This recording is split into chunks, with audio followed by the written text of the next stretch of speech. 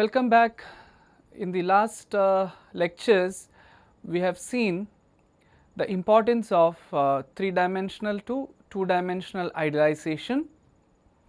We have seen the mathematical formulations related to 2D idealization, where the important 2D idealizations we have seen are plane strain, plane stress and axisymmetric condition.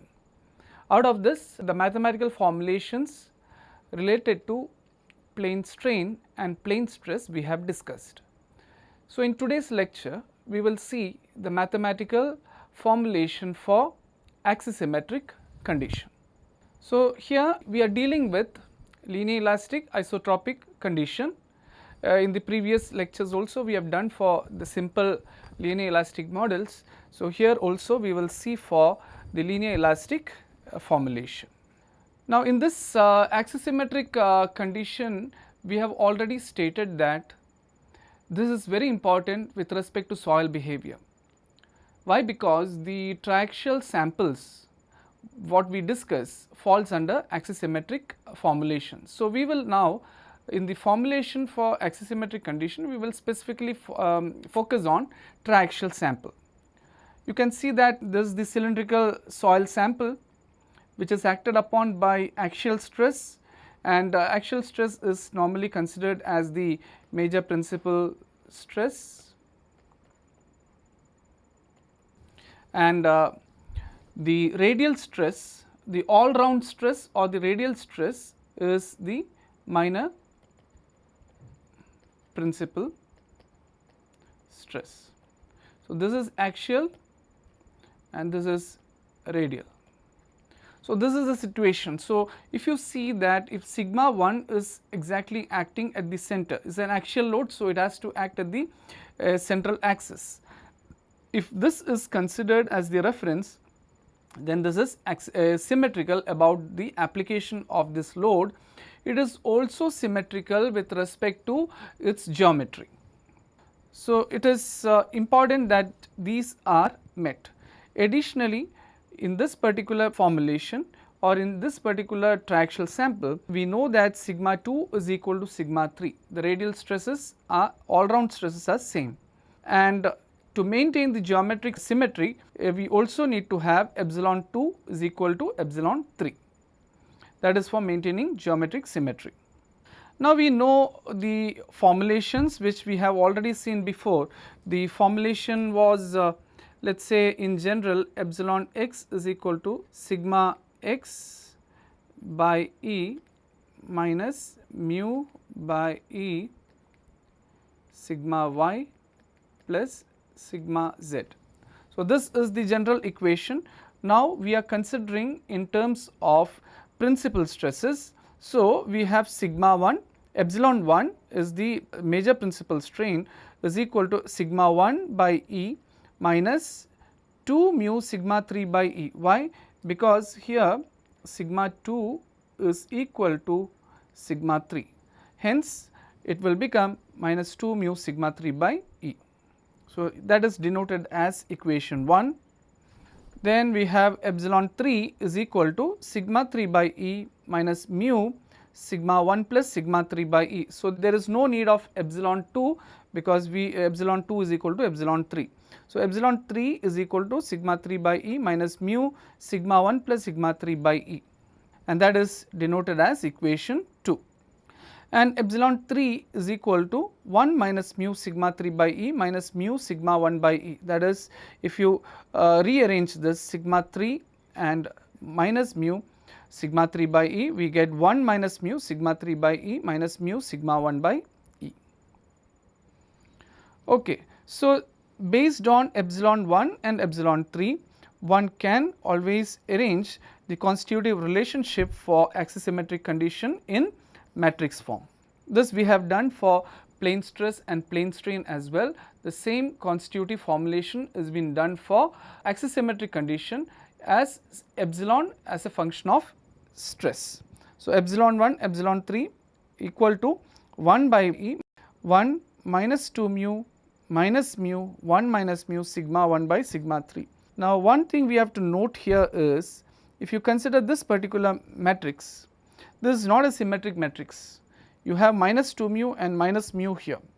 So, this is something different from what we have seen earlier, where we had a symmetrical matrix. So, in this case it is not symmetric, hence the inverse may not be straightforward. I mean to say, if I get the equation for sigma 1, that will not apply for sigma 3. So, that we will have to see separately. So, this is the constitutive relationship in terms of epsilon 1 and epsilon 3. Now, we also need to know what is the inverse relationship, that is what will be sigma is equal to E into epsilon. So, we also need to know this particular inverse relationship. This we have seen in the earlier lecture also. We need to do some mathematical rearrangement and simplification, so that we get the relationship in terms of sigma. So, for that we need to do some modification for equation 1. So, 1 is multiplied by mu, which gives mu epsilon 1 is equal to mu sigma 1 by E minus 2 mu square sigma 3 by E, and that is denoted as equation 3. Why we are doing this? We are doing this to eliminate 1 by 1, and we are left with only one stress, and that will give you the required equation. So, we are just eliminating it. So, then this equation plus equation 2, equation 2 is for epsilon 3. So, that will give you mu epsilon 1 plus epsilon 3 equal to 1 minus mu sigma 3 by E minus 2 mu square sigma 3 by E. I again strongly urge all of you to please write it down step by step and make sure that it is all right. Again, if you can see with this particular operation, you can see that this is now in terms of sigma 3. So, sigma 3 by E, if we take it outside, we have 1 minus mu minus 2 mu square, and with some adjustment, that is plus mu minus mu, you will get a proper equation. So, sigma 3 by E 1 minus 2 mu minus, that is minus mu, that will give you minus 2 mu square plus mu. Further, if you again rearrange this, you will get sigma 3 by E 1 plus mu. So, this plus this 1 plus mu. If we take minus 2 mu outside, it will be 1 plus mu. So, again 1 plus mu can be taken outside. This will give sigma 3 as E divided by, so if you take 1 plus mu outside, here it will be sigma 3 1 plus mu, and you are left with 1 minus 2 mu. So, sigma 3 will be equal to, E will go on the other side, E will go here. So, that will read E upon 1 plus mu 1 minus 2 mu epsilon 1 plus epsilon 3, which is from here. So, that is the equation for sigma 3. In the earlier lectures, we have seen that once we have got it for one particular stress, you can just reproduce it for other stresses as well. There, in that particular case, you could see that the matrix was symmetrical, where epsilon in terms of sigma was symmetrical. But in this case, it is not symmetrical, hence we cannot reproduce for sigma 1, we have to again find it separately. So, we will see how. If you multiply equation 1 by 1 minus mu by 2 mu, why we are doing this? We need to find sigma 1 expression. So, multiply 1 minus mu by 2 mu, this will give 1 minus mu by 2 mu into epsilon 1 is equal to 1 minus mu by 2 mu sigma 1 by E minus 1 minus mu sigma 3 by E. So, call it as equation 4. Now, if we again do this operation 4 plus 2, we will be left with this 1 minus mu by 2 mu epsilon 1 plus epsilon 3 equal to 1 minus mu by 2 mu sigma 1 by E minus mu sigma 1 by E. So, sigma 3 got eliminated in this operation. So, this we are left with now sigma 1. Now, we need to rearrange it. If you multiply by 2 mu, we will be left with 1 minus mu epsilon 1 plus 2 mu epsilon 3 equal to, take 1 by E outside, then we are left with 1 minus mu sigma 1 minus 2 mu square sigma 1. So, sigma 1 by E can be written as 1 minus mu minus 2 mu square. So, this again can be further simplified, which will give 1 minus mu minus 2 mu square is equal to 1 plus mu into 1 minus 2 mu. Substitute it back here, we can write the expression for sigma 1, which is equal to, E will go on this side, E upon 1 plus mu into 1 minus 2 mu into 1 minus mu epsilon 1, which is written here, 1 minus mu epsilon 1 plus 2 mu epsilon 3.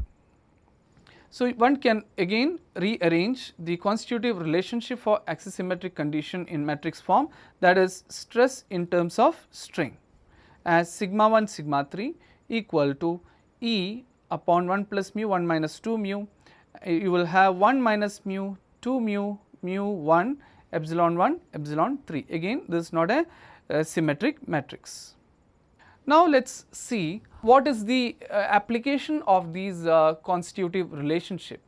We will see this with a simple example, whereas the same constitutive relationship can be used to solve complex problems as well. But for understanding it better, we will see a very simple example which may not need constitutive relationship as such to solve the problem, but for us to understand how this can be applied. So, how to apply constitutive relationship for plane strain and axisymmetric condition? I am purposely avoiding plane stress because we are in advanced soil mechanics, this particular course, and specifically in geomechanics, we will have a lot of plane strain and axisymmetric cases. So, the first example is that there is a retaining wall with outward movement. Outward movement means we know that it is an active condition. Also, lateral strain and vertical strain of a soil element behind the wall are given, it is given. We need to calculate change in stresses acting on the wall. To calculate the lateral force per unit length acting on the wall. Now, we are supposed to calculate what are the changes in the stresses due to this movement. Now, due to this movement outwards, which is an active condition, the strains are given. I purposely avoided the values here because the same will be attempted in assignments. So, you just need to understand how or what is the logic by which we can use the constitutive relationship. So, retaining wall, what is the speciality of a retaining wall? We have already seen that the behavior of a retaining wall can be idealized to a 2D behavior, and that too in terms of plane strain, because the length in one direction is long as compared to the cross section and the strain in one direction. So, we are dealing in principal stresses and principal strain. So, the epsilon 2 can be considered equal to 0. So, this is a retaining wall. We are talking about a given soil element whose lateral and vertical strain is given, and this retaining wall is moving outward. So, we know since it is a plane strain problem, we know that we can apply this particular constitutive relationship. So, here I have added delta sigma 1 just to show that it is change in stress. So, delta sigma 1 delta sigma 3 is equal to E upon 1 plus mu 1 minus 2 mu, 1 minus mu mu mu 1 minus mu delta epsilon 1 delta epsilon 3. Here you note that this is a symmetric matrix, which is different from the asymmetric matrix that we obtained in axisymmetric case. Now, what is given? Delta epsilon 1 delta epsilon 3. Now, once we know delta sigma 1 and delta sigma 3, we can always calculate change in stresses by knowing the elastic parameters also. Okay. One more thing we need to understand here is, in this problem we are assuming everything to be linear elastic. Now, how far it is true, how far it is close to reality, that is something different, but here we are assuming the behavior to be linear elastic. So, this is an active condition, we have already discussed that.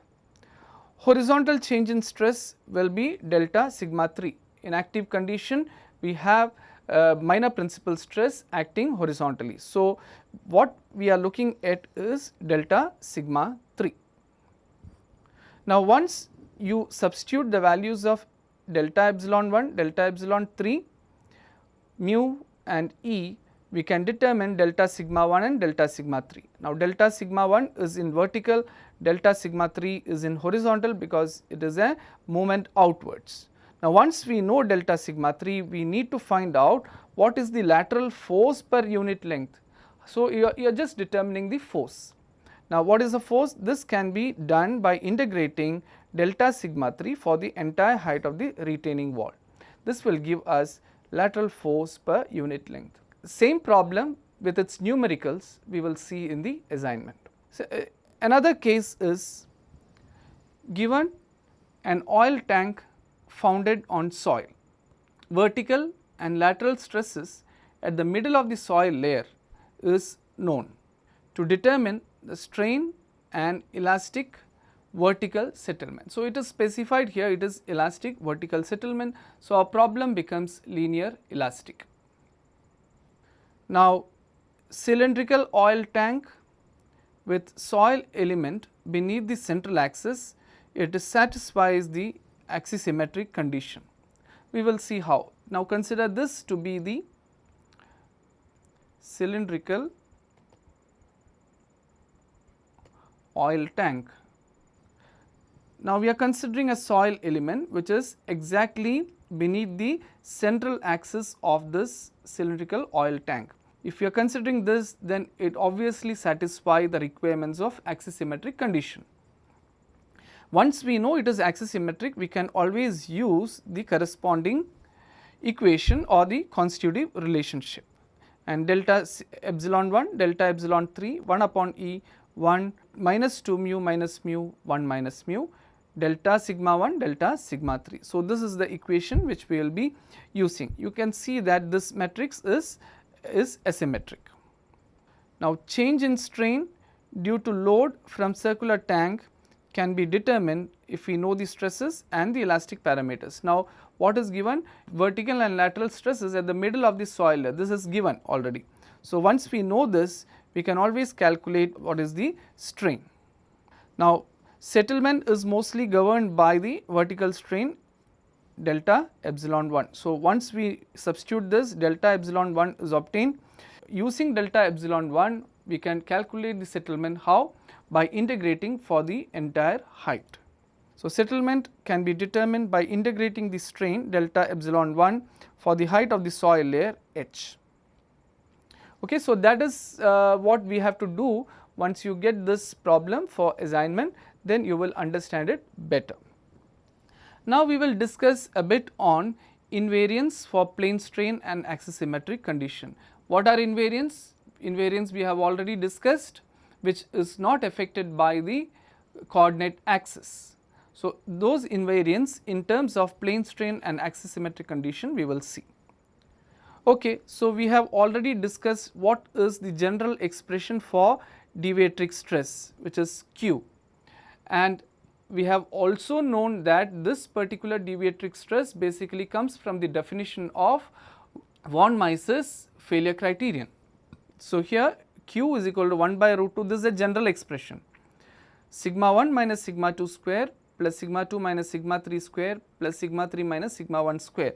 Now, what is the implication once you consider it to be plane strain and axisymmetric, because we know the conditions. So, we just need to apply that into this equation and get the corresponding expression. The next invariant is mean stress, P dash is equal to sigma 1 dash plus sigma 2 dash plus sigma 3 dash by 3. Volumetric strain epsilon V is epsilon 1 plus epsilon 2 plus epsilon 3, and deviatoric strain epsilon Q is root 2 by 3 root of these expression. So, I need not repeat it again because this we have already discussed. Now, for plane strain we know epsilon 2 is equal to 0. There are no other shear strains, so we do not have to discuss, we are discussing in terms of principal stresses and strains. So, epsilon 2 is equal to 0, that will give this equation. We need to substitute epsilon 2 is equal to 0. that will give the expression root 2 by 3 epsilon 1 square plus epsilon 3 square plus we need to expand this epsilon 1 square plus epsilon 3 square minus 2 epsilon 3 epsilon 1. And then if you again do this, you will get that these are all 2 epsilon 1 square, 2 epsilon 3 square minus 2. So, 2 comes out. So, root 2 comes out, then it will become 2 by 3 root of epsilon 1 square plus epsilon 3 square minus epsilon 3 epsilon 1. So, we have got the equation for deviatric strain corresponding to plane strain condition. And here in case of volumetric strain, it will be simple epsilon 1 plus epsilon 3 because epsilon 2 is equal to 0. Now, for axisymmetric condition, we know the conditions are sigma 2 is equal to sigma 3 and epsilon 2 equal to epsilon 3. We just need to substitute this into the previous equations to get P dash is equal to sigma 1 dash plus 2 sigma 3 dash by 3.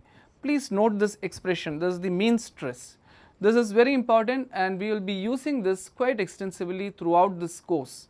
So, please make a note of this mean stress, and this is specifically valid for triaxial condition where sigma 2 is equal to sigma 3, epsilon 2 equal to epsilon 3. So, P dash we have obtained, Q will also change, Q is equal to 1 by root 2 into this. You will be very familiar with this particular form of deviatric stress. Now, when you consider triaxial testing, we know that there is a deviatric stress which causes shear failure, and there we have taken sigma d is equal to sigma 1 minus sigma 3. Where it comes from? It comes from here. From this general expression, when it satisfies the conditions of axisymmetry, then you get sigma d is equal to sigma 1 minus sigma 3, which is popular and we know this because we have studied triaxial test. So, it comes from this. So, the genesis is Q in this particular form, and epsilon v is equal to epsilon 1 plus 2 epsilon 3, and epsilon q is equal to 2 by 3 epsilon 1 minus epsilon 3. Your mere substitution gives these expressions. We also know bulk modulus K is equal to P dash by epsilon V, and shear modulus G is equal to Q by 3 into epsilon Q. Now, please make a note here. If you consider bulk modulus, it is mean stress upon mean strain or volumetric strain. Volumetric stress upon volumetric strain gives bulk modulus, but in the case of shear modulus G, it is deviatric strain upon 3 epsilon q. Where is 3 coming from? Again, this will be dealt as a assignment problem, but you may just look at it from where it will come. So, once we know bulk modulus and shear modulus in this expression, we can also write the constitutive relationship in this form, where P dash and Q, this is the mean and this is the deviatric stress. We already have discussed about the decoupled behavior by which the soil is studied, which means to say the volumetric component and the shear components are separated, or the deformation components are separated. So, here this mean stress deals with the volume, Q deals with the deformation or the shear behavior, and that K 0 0 3G, 3G comes from here because 3 goes here. So, 3G is Q into epsilon Q, epsilon V epsilon Q. So, this is how it is done. The task for you is to understand where this 3 comes from. So, to summarize this particular lecture, axisymmetric 2D idealization is predominant in soil mechanics. This is very important, and we need to understand more problems relevant to axisymmetric condition. Both geometric and loading symmetry is maintained in axisymmetric condition. Constitutive relationship for axisymmetric condition is discussed for linear elastic isotropic material. and the invariants are discussed for plane strain and axisymmetric condition. Okay. So, with this we are almost nearing to the end of module 1, where we have discussed some of the basics of continuum mechanics which may help you to learn further. So, this is all from this lecture. We will see in the next lecture. Thank you.